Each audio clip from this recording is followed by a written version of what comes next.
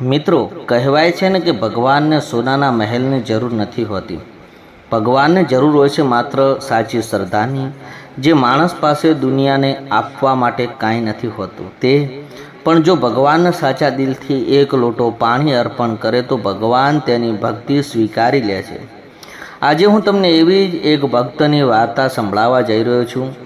એક ગરીબ માણસ હતો જેના ઘરમાં ખાવા માટે અનાજ નહોતું, પહેરવા માટે સારા કપડાં નહોતા, રહેવા માટે નાનું તૂટેલું ઘર હતું. પણ તેના હૃદયમાં ભગવાન શંકર માટે એટલી મોટી શ્રદ્ધા હતી કે મુશ્કેલીઓ પણ તેની ભક્તિ સામે નાની લાગતી હતી. અને જ્યારે શ્રાવણનો મહિનો આવે ત્યારે તેની ભક્તિની એવી પરીક્ષા થઈ કે આખા ગામને ખબર પડી ગઈ કે સાચી ભક્તિ શું હોય છે.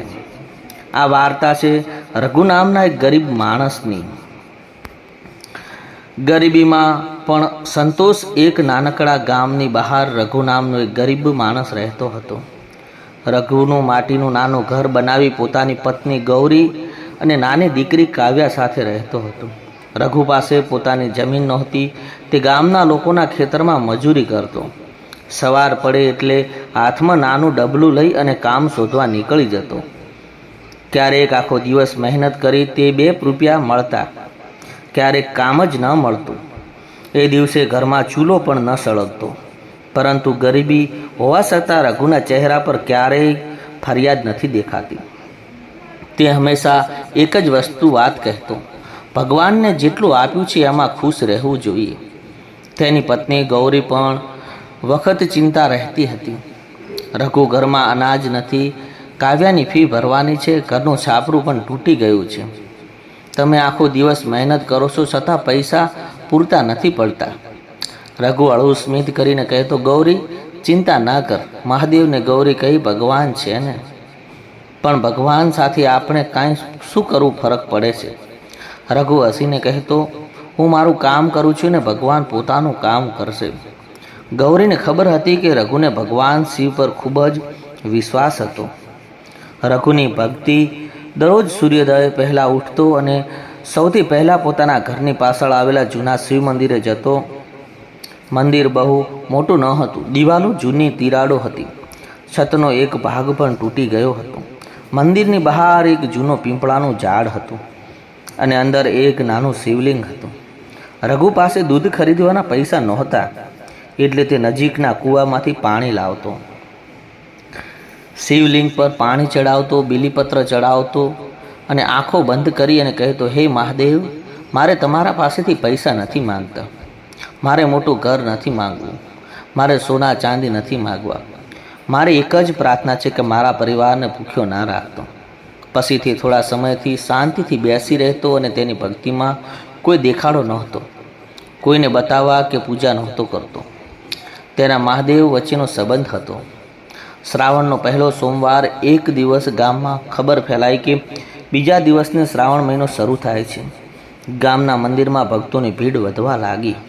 લોકો દૂધ, ફૂલ, ફળ અને મીઠાઈ લઈને ભગવાનના મંદિરની પૂજા શિવની કરવા આવતા. રઘુ પાસે આ બધું પૈસા નહોતા.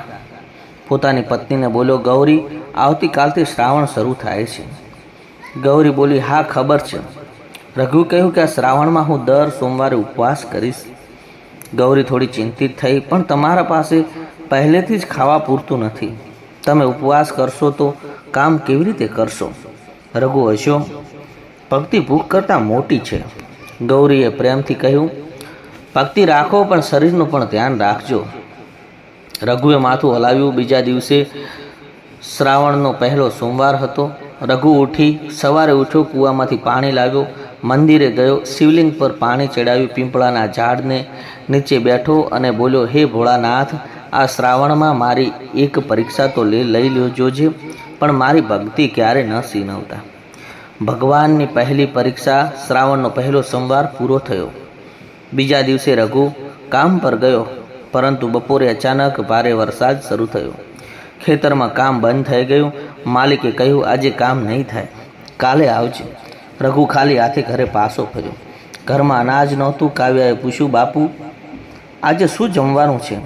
રઘુએ કહ્યું, દીકરીના માથા પર હાથ ફેર્યો, આજે મહાદેવનો પ્રસાદ છે. પણ એ દિવસે પ્રસાદ આવ્યો નહીં. રાત્રે ત્રણે ભૂખ્યા સૂઈ ગયા. ગૌરીની આંખમાં આંસુ હતા. તે બોલી, રઘુ, ક્યારેક મને લાગે છે કે ભગવાન આપણી પરીક્ષા બહુ વધારે લઈ રહ્યા છે. રઘુએ શાંતિથી કહ્યું, ભગવાન પરીક્ષા લે છે એટલે આપણે ભક્તિ છોડવી જોઈએ નહીં. ગૌરી ચૂપ થઈ ગઈ.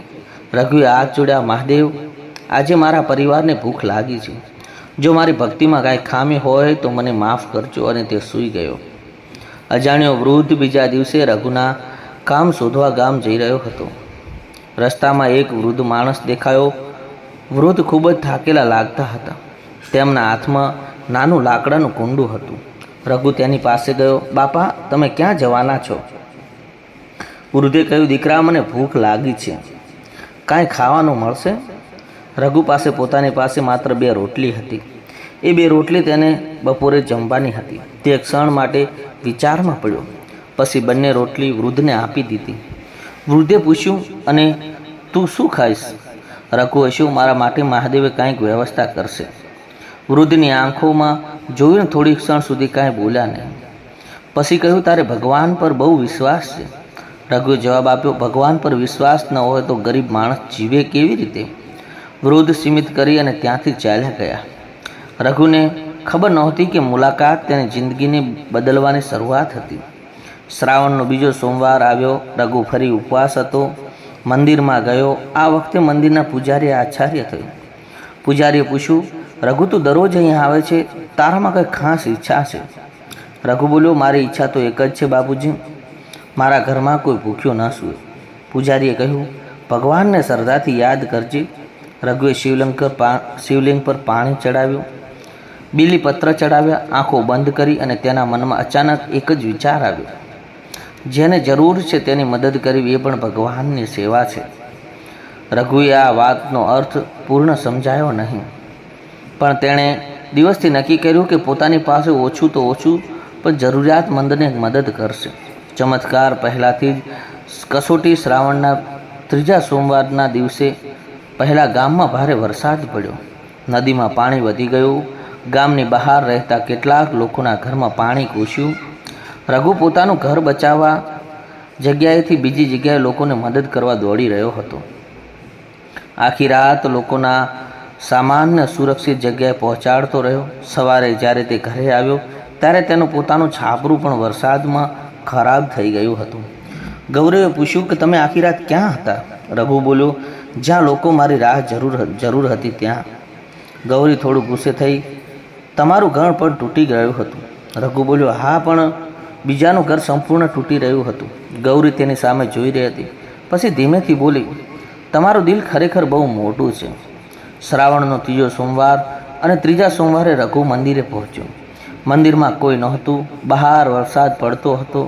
રઘુ શિવલિંગ પાસે બેઠો અને આંખોમાં આંસુ આવી ગયા. હે મહાદેવ, હું ક્યારેય તમારી પાસે ધન માંગ્યું નથી, પણ આજે મારી દીકરીનું ભવિષ્ય જોઈ ડર લાગે છે.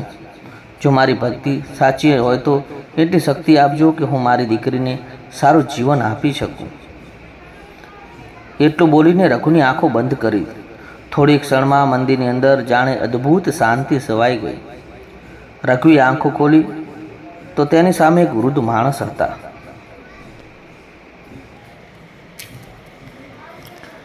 જેને તેણે થોડા દિવસ પહેલાં પોતાની 2 રોટલી આપી હતી. રઘુ આશ્ચર્યમાં પડી ગયો. બાપા, તમે અહીં વૃદ્ધ સ્મિત કરીને બોલ્યા. રઘુ, તું મને ઓળખી ગયો? હા બાપા, વૃદ્ધ પૂછ્યું. તને ખબર છે તું રોટલી કોને આપી હતી? રઘુ કાંઈ બોલ્યો નહીં. વૃદ્ધ ધીમેથી પોતાના હાથમાં રહેલું ડુંડું જમીન પર ટેકવ્યું. મંદિરની અંદર જાણે પ્રકાશ ફેલાયો. રઘુએ આંખો ઢાંકી દીધી અને જ્યારે તેણે ફરી આંખો ખોલી તો તેની સામે પેલા વૃદ્ધ નહોતા. ત્યાં ભગવાન શંકરનું દિવ્ય સ્વરૂપ દેખાયું. રઘુના શરીરમાં જાણે ધ્રુજારી ફેલાઈ ગઈ. તે જમીન પર નમન કરીને બોલ્યો, હે મહાદેવ. મહાદેવનું વરદાન ભગવાન શંકરે કહ્યું, રઘુ, હું તારી ભક્તિથી પ્રસન્ન છું. રઘુની આંખોમાંથી આંસુ વહેવા લાગ્યા. રઘુ, મને માફ કરજો, મેં તમને ઓળખ્યા નહીં. ભગવાન બોલ્યા, જે માણસ મને ઓળખ્યા વગર પણ મારી સેવા કરે છે તે જ સાચો ભક્ત છે. રઘુ હાથ જોડીને ઊભો રહ્યો. ભગવાને કહ્યું, તું તારી ગરીબીમાં પણ બીજાને આપતો રહ્યો હતો. તું ભૂખ્યો હોવા છતાં પણ ભૂખેલા માણસને ખવડાવતો રહ્યો હતો.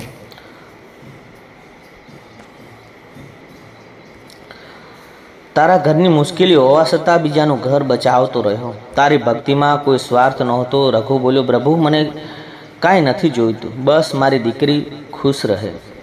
ભગવાન શંકર સ્મિત કરીને બોલ્યા, એટલે જ તને વરદાન મળે છે. ભગવાને રઘુને આશીર્વાદ આપ્યા. આજથી તારા જીવનમાં દ્રાર બદલાશે. તારી મહેનતની ફળ સફળતા મળશે. તારા ઘરમાં ક્યારેય અન્નની કમી નહીં રહે. પરંતુ યાદ રાખજે, ધન તારા હાથમાં રહેશે, હૃદયમાં નહીં. આટલું કહી ભગવાનનું દિવ્ય સ્વરૂપ અદૃશ્ય થઈ ગયું. મંદિરમાં ફરી શાંતિ છવાઈ ગઈ. જીવનમાં બદલાવના બીજા દિવસે રઘુએ હંમેશાની જેમ કામમાં શોધમાં નીકળી ગયો.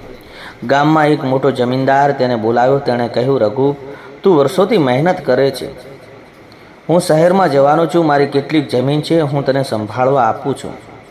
રઘુ આચાર્યમાં પડી ગયો, પણ માલિક, હું તો ગરીબ માણસ છું.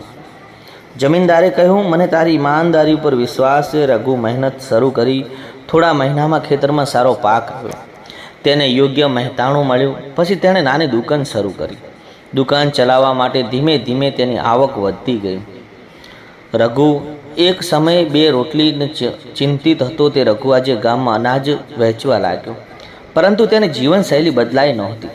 તે હજુ પણ સવારે ઉઠી શિવ મંદિરે જતો, હાથમાં પાણીનો લોટો અને હોઠ પર એક જ નામ, હર હર મહાદેવ. ધન આપ્યું, પણ અહંકાર આવ્યો નહીં. થોડા વર્ષો પસાર થયા. રઘુ હવે ગામનો સૌથી સફળ માણસ બની ગયો હતો. ત્યાંનું મોટું ઘર બની ગયું હતું. ખેતર ખરીદ્યા, દુકાનો શરૂ કરી. પરંતુ ગામના લોકો માટે રઘુ આજે પણ એ જ રઘુ હતો. એક દિવસ ગામમાં એક ગરીબ માણસે તેની પાસે મદદ માંગી. રઘુએ તરત જ મદદ કરી. બીજા દિવસે વૃદ્ધ મહિલા દવા માટે પૈસા માંગવા આવી. રઘુએ દવા આપવામાં, કોઈ બાળકની ફી ભરવામાં બાકી હોય તો રઘુ મદદ કરતો. કોઈના ઘરમાં લગ્ન હોય તો મદદ કરતો. ગામમાં ધીમે ધીમે લોકો કહેવા લાગ્યા, રઘુ તો પૈસાનો ભગવાન આપ્યો છે, પણ દિલ ભગવાને વધારે મોટું આપ્યું છે. સૌથી મોટો નિર્ણય. એક દિવસ રઘુની દીકરી કાવ્યા મોટી થઈ. તેણે પિતાને કહ્યું, બાપુ, તમે કેટલા પૈસા કમાવો છો? હવે તો શહેરમાં મોટું ઘર બનાવીએ. રઘુ હસ્યો. બનાવીશું? કાવ્યા પૂછ્યું. અને ગામનું જૂનું શિવ મંદિર? રઘુ થોડા સમય ચૂપ રહ્યો, પછી બોલ્યો, એ મંદિર પહેલાં જ બનશે. રઘુએ પોતાના સૌથી જૂના શિવ મંદિરનું નવનિર્માણ કરાવ્યું. મંદિરની તૂટેલી દિવાલો સુધરાવી, છત નવી બનાવરાવી. ગામમાં પાણીની વ્યવસ્થા કરવામાં આવી. ગરીબ લોકો માટે ભોજનની વ્યવસ્થા કરવામાં આવી. અને મંદિરની બાજુમાં એક નાનું અન્ન ક્ષેત્ર શરૂ કર્યું, જ્યાં કોઈ માણસ આવી અને ભોજન કરી શકતો હતો. ફરી શ્રાવણ મહિનો આવ્યો અને ગામ આખું મોટો ઉત્સાહ હતો. હજારો લોકો મંદિર આવ્યા. રઘુ પણ સામાન્ય કપડાં પહેરી શિવલિંગ પાસે બેઠો. તેના હાથમાં પાણીનો લોટો હતો. તેણે આંખો બંધ કરી અને કહ્યું, હે મહાદેવ, તમે મને ઘણું આપ્યું છે, પણ એક વાતનો મને ગર્વ છે કે તમે મને જે ધન આપતા હતા તે શીખ્યું. તમે સીધું ધન આપ્યું નહોતું. દિલ ના આપ્યું હોત તો કદાચ હું આજે આટલો સુખી ન હોતો. એ સમયે એની આંખોમાંથી આંસુ નીકળી પડ્યા. કાવ્યા તેના પિતાની બાજુમાં ઊભી હતી. તેણે પૂછ્યું, બાપુ, તમે રડો છો?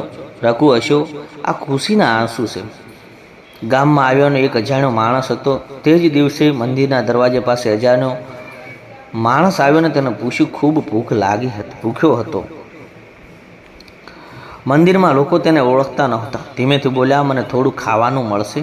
રઘુએ તરત જ તેને અંદર બોલાવ્યો. તેને ભોજન કરાવ્યું, પાણી આપ્યું અને જતા સમયે તેને થોડા પૈસા પણ આપ્યા. એ માણસ રઘુને જોઈને કહ્યું, તમે મને ઓળખતા નથી, છતાં મારી આટલી મદદ કરી. રઘુ હસ્યો. મને તમને ઓળખવાની જરૂર નથી. ભૂખ્યાને ઓળખું છું. એ અજાણ્યા માણસને રઘુએ આશીર્વાદ આપ્યા. જતાં કહ્યું. રઘુ થોડા સમય તેની પાછળ જોતો રહ્યો. તે અચાનક પહેલાંની ઘટનાની જેમ આવી, જ્યારે તેણે પોતાની 2 રોટલી એક વૃદ્ધને આપી હતી. રઘુ ગામમાં એક વાત આવી, મહાદેવ આજે પણ પરીક્ષા લે છે. વાર્તાનો સાચો ચમત્કાર. મિત્રો, આ વાર્તામાં સૌથી મોટો ચમત્કાર રઘુ ધનવાન બન્યો એ હતો. સૌથી મોટો ચમત્કાર એ હતો કે મંદિર હોવા છતાં રઘુનું દિલ ક્યારેય ગરીબ બન્યું નહોતું. તેની પાસે પૈસા નહોતા, પણ દયા હતી. તેની પાસે મોટું ઘર નહોતું, પણ સંતોષ હતો. તેની પાસે સોનું નહોતું, પણ ભગવાન શિવનો વિશ્વાસ હતો. અને કદાચ આ જ તેની સૌથી મોટી સંપત્તિ હતી. કહેવાય છે ને કે ભગવાન શિવને ભક્તની સંપત્તિ દેખાતી નથી, ભગવાન તેના મનની ભાવના જુએ છે. એક લોટો પાણી પણ સૌથી સાચી શ્રદ્ધાથી ચડાવવામાં આવે તો તેને ભગવાન સુધી પહોંચી શકે છે. આ વાર્તામાં આપણે એક એવી સુંદર શીખ મળે છે કે ભક્તિનો અર્થ માત્ર ભગવાન પાસે કાંઈક માંગવાનો નથી. ભક્તિનો સાચો અર્થ છે મુશ્કેલીમાં પણ વિશ્વાસ રાખવો, ગરીબીમાં પણ ઈમાનદારી રાખવી, પોતાની પાસે ઓછું હોવા છતાં જરૂરિયાતમંદની મદદ કરવી અને ભગવાને આપેલા સફળ પછી અહંકાર ન કરવો. જો તમારા જીવનમાં પણ આવી મુશ્કેલીઓ ચાલી રહી હોય તો હિંમત ન હારશો. મહેનત કરતા રહો, સારા કર્મ કરતા રહો અને ભગવાન શિવ પર વિશ્વાસ રાખો.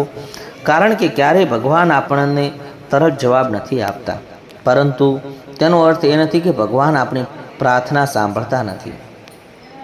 કદાચ તેઓ આપણને જવાબ આપવા પહેલાં આપણા જીવનને એક જવાબ સ્વીકારવા લાયક બનાવી રહ્યા હોય છે.